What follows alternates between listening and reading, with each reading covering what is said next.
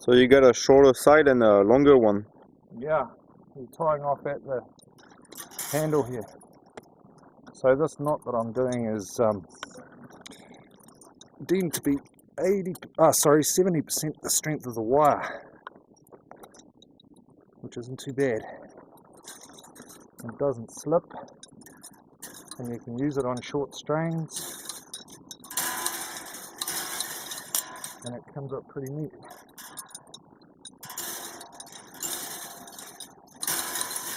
That's how fast it is when you can do it well.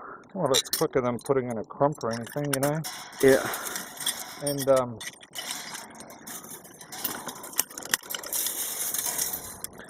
my wire strainers are rusty because nobody seems to be able to build good wire strainers these days that don't slip.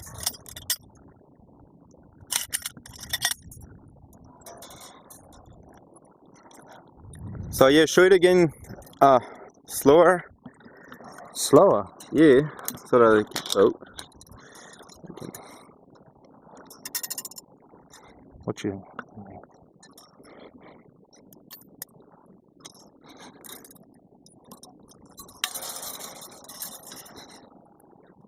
Yeah, around the first, and then a loop, and around the second.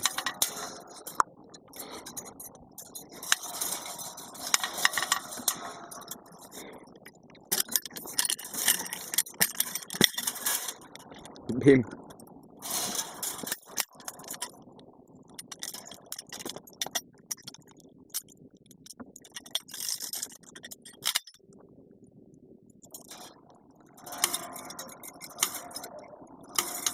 Each of these wires is tension to around 150 kgs,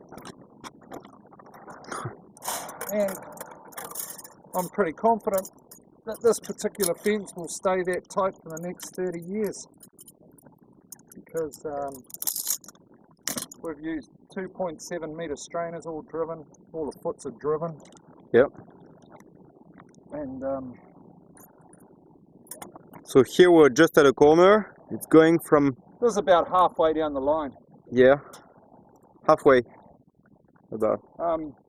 From up there, somewhere. Industry standard. Yep. Is for these lines to actually be tied off on the strainer so that there's no knots in the line, except for joining knots of wire where your coil runs out. But that's good, and I do tie off a lot of fences in that manner, but this works really well on a long strain. You need to get even tension from both ends, and like I say, the knot is pretty strong and it doesn't slip. See this? No sharp edges on it or nothing like that. Yep. And it'll be fine, it'll stay here for years.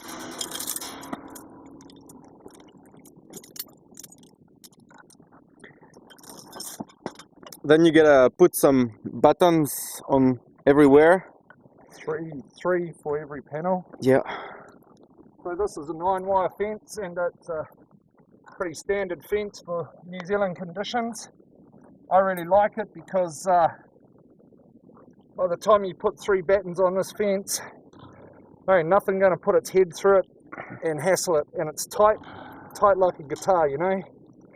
And they ain't going to get through this ever.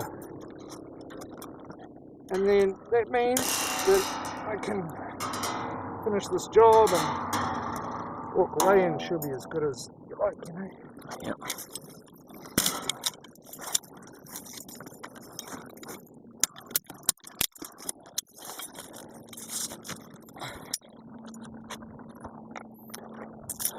Those were the 5 first and the last 4 in here. Yep. I set the strainers so that all the knots fall in a row, as good as you can get. But the reason for that is when we come to batten this fence, there's going to be a batten here and another one here, so all of those knots are going to fall down in the middle. And it's not hard to change the strainer to do that. Oh yeah? But you gotta think in advance where you put your nuts, Yeah, because of the buttons. Of course, yeah. Yeah. So I'm just trimming off here what I need to work with. The rest is just surplus. So this is about how much wire we've pulled out of the strainer fence. Yeah. So if you have a look along here, we've built around 200 meters here. Between the Yeah. two Which strainers, is both ends. nothing like, this is the last of about 1.2 kilometers that we've built in this particular job. So it's a relatively short strain. And the rest of them are around between 300 and 400 meters, which some people would consider quite long for one strain, but I'm a real fan of having a long strain because it takes advantage of the elasticity of this wire. It's just like a piece of elastic, really. I mean, we're dealing with high tensile wire. Yep. 2.5 mil, and a little short piece like this feels very hard, but over a great distance it becomes very elastic. And you've got to take advantage of that so that if you do have something move in your fence line, for example, if a foot comes up, that wire's not going to lose much tension. But of course, you try to set it up so you can't do that. We've had trials on this job. There's been a lot of angle posts to put in, which is like this one here. And 3 of them we had to blast.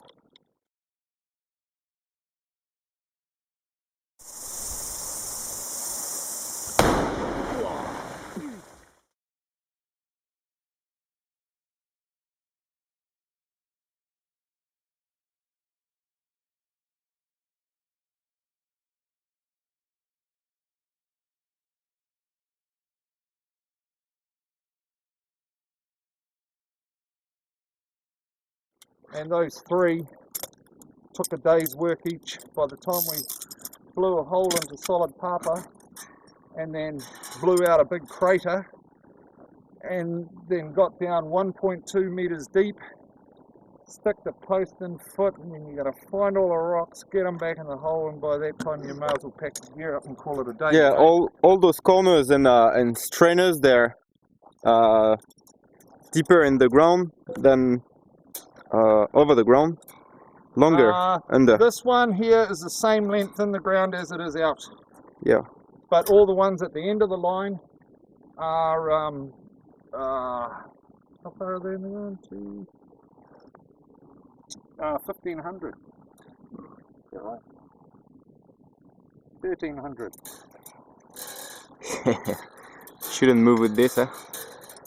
You hope Normally. not, but some of this pussy ground around here is letting us down a bit. We've got to make sure that we put foots on them, and we're lucky that we're doing this job in the winter time, well, you know, wet season anyway, so that it makes us think really hard about putting foots on that aren't going to move. Yeah. Because you can get fooled in the summertime by coming around and thinking, oh, it's nice and dry here. We can just put a little foot on and away we go. But come winter time and this ground gets really wet and you've got a tight fence, it'll move, which is a bit unfortunate, but Yeah, we just saw before we had to put a huge foot and replace. that's right. Yeah. And that's where you get tracked. Track for young players. I've had many years of doing this, and I can proudly say that everything I've learnt the hard way. Because when something fails, and believe me, I've had a few things fail, you go and have a look at that and ask the question why, and you do what, you know, you learn from it. Next time you think, right, I ain't going to let that happen. So, you know, I'm still trying to build the perfect fence. Have you done it yet? I'm working on it, eh? I'm too fussy for that. I spend too much time picking holes in my own work.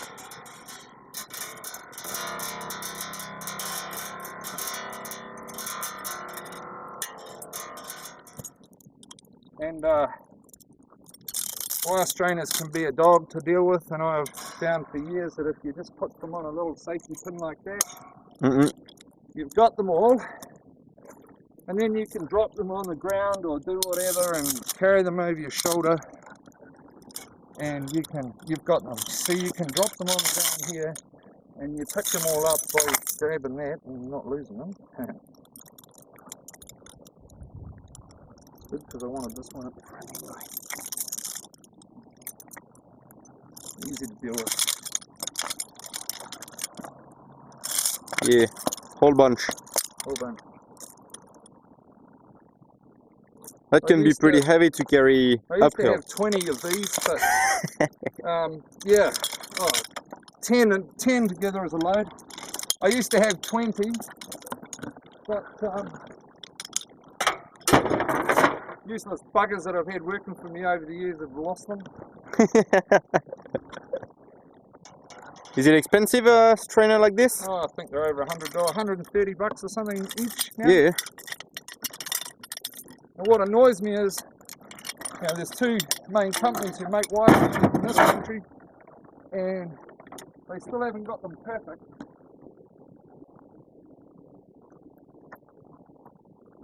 Well, they're working on it.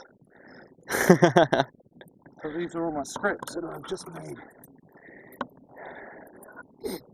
Yeah, you take back all the shit. Yeah. Still got either end to clean up, but hey, Yeah, that's all good. part of the job. Yeah. Well, yeah, good. So just battening for this one and it's done. Well, this fence is stock-proof now, but battens will just trip it off nicely,